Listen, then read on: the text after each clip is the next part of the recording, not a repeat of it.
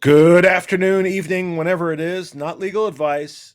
Please up something. Please subscribe, share, comment, show your neighbors, show your landscaper, show your dogs and cats and birds, of course.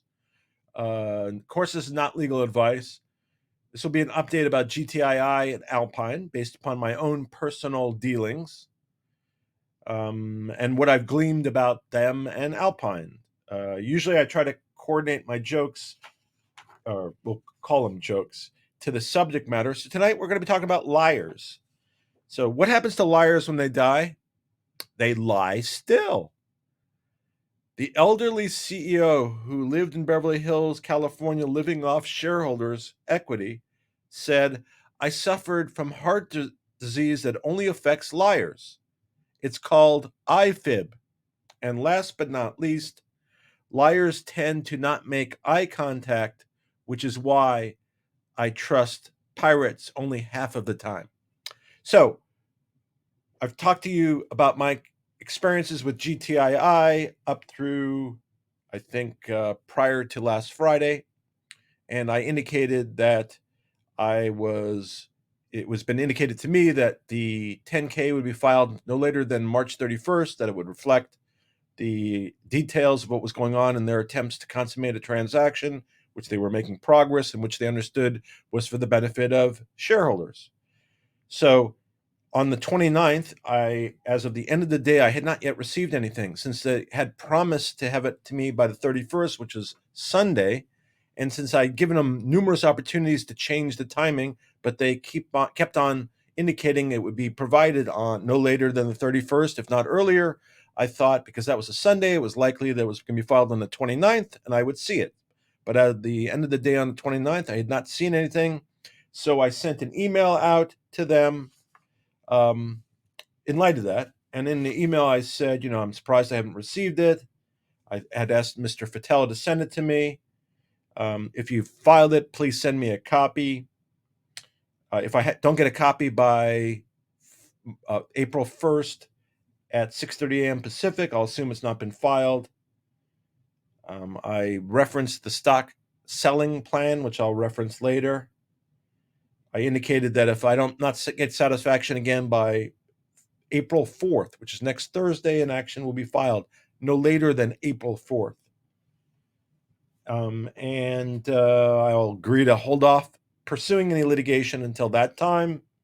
And I directed all the officers and directors to cease and desist utilizing any share selling program that it has a downward pressure on the stock price. It's not fair to shareholders, might be a breach of their fiduciary duty, etc., even if it is properly scheduled. And I'll get into that a little bit later.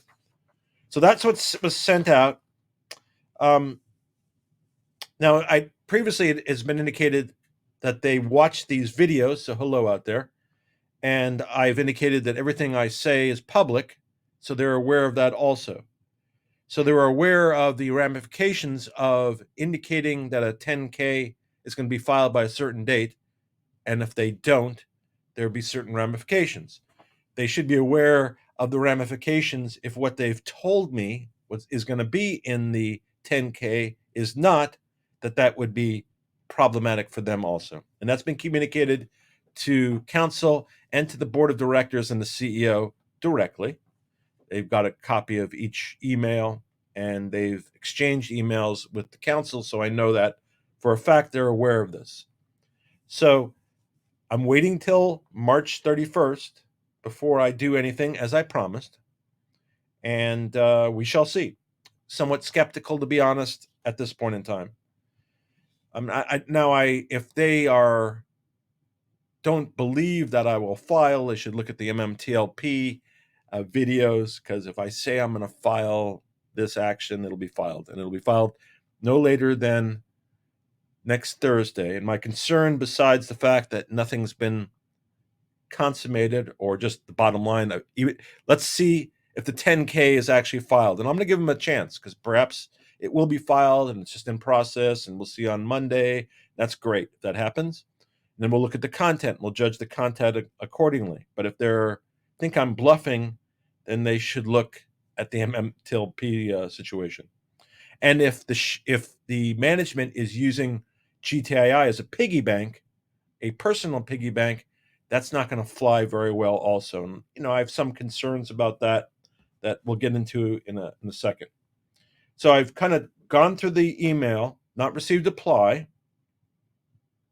and my intention is to see what happens by the 4th and then go accordingly. Now, in looking at the 10Ks, I kind of looked at the last year's 10K, and I was surprised, let's say, to say the least, to see that in 2022, so now we're in 2024, 2022, the total revenue that these giants generated was $0. So in a whole year, management, who I think gets paid in millions of shares and sells substantial numbers of shares, had done nothing or was unsuccessful in generating any revenue in 2022. I think, unfortunately, the same is probably going to be true in 2023, and might be the same up to the current time frame. So at the same time, no revenue came in. If you look at the last 10K, it appears that stock-based compensation dramatically rose. So they spent a lot more money and they made zero. I don't think that's a great, it's not a great formula for success. So is that, if they're not bringing in $0 and they're giving themselves stock and then selling the stock each month, even if it's part of a plan, is that really in the best interest of the shareholders? I don't know. Just asking questions caused me concern when I saw that. Now, all the executives of GTII have, or I think all the major executives have a stock sale agreement, a 10B stock sale agreement, which means that they set up this program whereby in certain intervals they will be selling stock and generating funds from the sale of stock. They don't actually have to tell anybody to sell it. It's pre-planned for GTII. Looking at the latest form, this one would be March of 24, and there was more than one. So this applied to David Reichman, CEO, director. I think he's a chairman of the board also, and he has a stock selling a plan. So again, this is CEO. They generate zero revenue, but he is able to sell his stock and has for quite some time. Now, I noticed from the filing in last year's filing, appeared that he had about half the shares that he has today. In other words, looks like he more than doubled his share position. And as of March of this year, he owns just over 65 million shares. And on March 15th, I think February 15th, January 15th, etc., he sold approximately 65,000 shares. So it appears that in the stock plan that he's selling about 800,000 shares a year, and others are doing it. And they're not buying shares. So they're selling, which has obviously a downward impact on price. They're not buying. They're not generating any income. They don't seem to be consummating any transactions. They are fiduciaries. So I'm wondering now. Obviously, you can have a stock plan like this, but it needs to be an underlying fairness before you go forward, and you can't be trying to circumvent the law. So fairness and not trying to circumvent the law, then you have it. And if you do it appropriately, what it does is gives you a defense to any claim of insider trading. So if you have, so the way it works, if you don't have one of these plans and you have certain information as an insider and you act on that to buy or sell stock, that would be insider trading, and that would cause you a lot of problems. If you have a stock plan, it happens automatically and it gives you a defense against insider trading.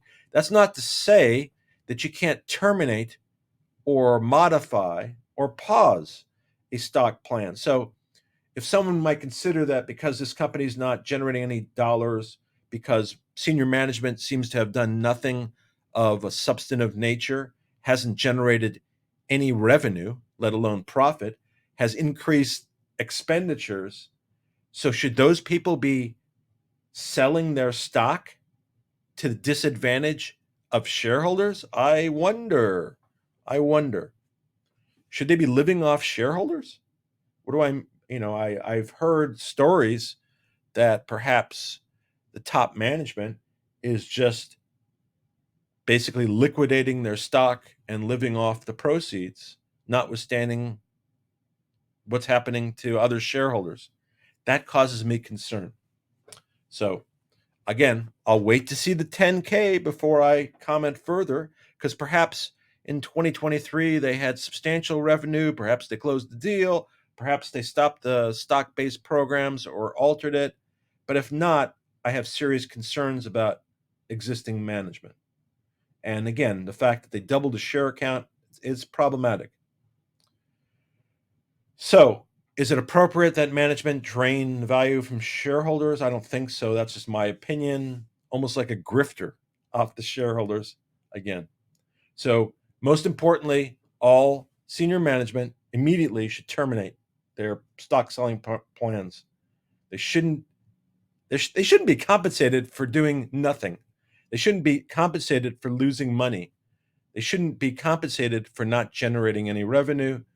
They shouldn't be compensating for diluting and dissipating the value of shareholders.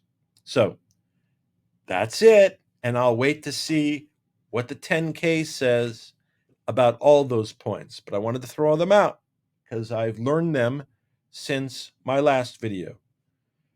Now we're going to move quickly to Alpine. So Alpine is the prime broker involved. So first half is transactional, what can be done.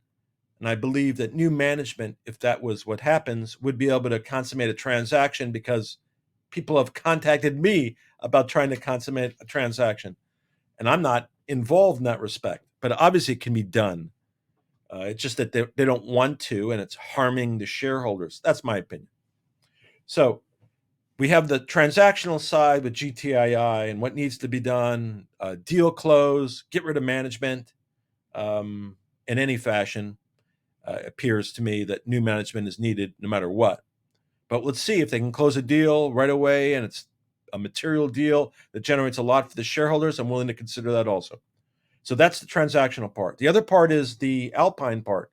Alpine was a prime broker. They're accused of shorting. A lot of people believe that if they were put out of business, that would encourage some type of short action.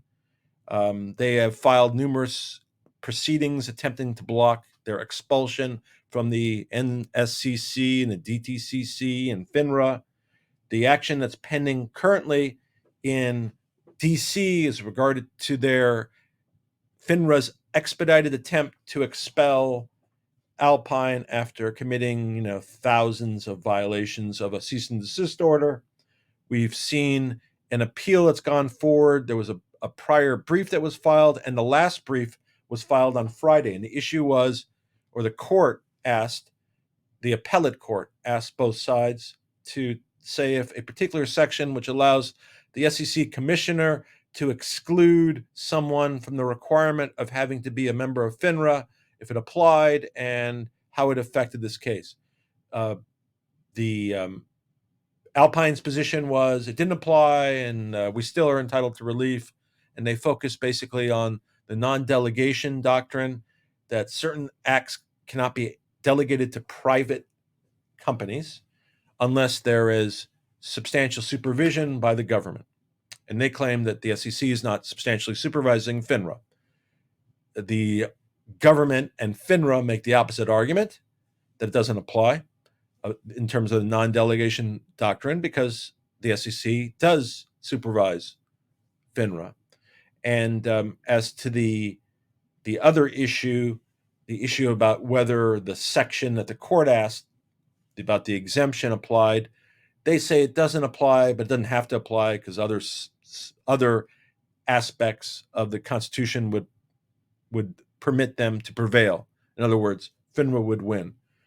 I think, this is my guess, I think the court asked the parties to brief this because they were looking for another basis upon which to rule against Alpine, my opinion. And again, I expect as to this specific proceeding, and again, it's a limited proceeding, it's as to an expedited expulsion. I'd be surprised if the appellate court ruled against the government, but you never know. So if that's the case, Alpine would lose that. They'd have appeals, but it'd be one step closer to an end. And that's running separate and apart from the transactional side. The transactional side I've talked about. This is the short side and the disciplinary side. We know there's a disciplinary hearing against Alpine pending in Utah based upon their actions with the NSCC and DTCC, where they didn't have sufficient capital structure and were too big a risk. And they were one of, I think, 150 companies that didn't comply. So they're unique.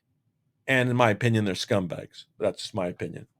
So in summary, we're still waiting for the 10K, but we kind of dug up other information about the stock selling program, which can be lawful.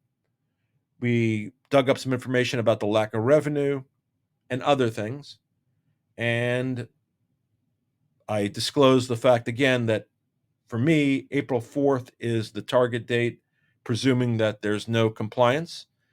They have to the 31st to comply. That might take us to the 1st, and we shall see. So that brings you up to date to today. And tomorrow's the 31st. Monday's the 1st. When we see what they file, or if they don't file, obviously I'll tell you. And just so we know, if there's no filing by the 31st or the 1st, the next step will be a lawsuit from me.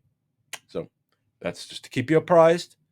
If I learn anything else, I'll bring you up to date. If you have questions, please send them to me, and I will comment to the extent I can, or the extent I understand them, and the extent it makes sense. Otherwise, to all you out there, be well, take care, have a great night, and see you soon. And again, I'll bring you up to speed.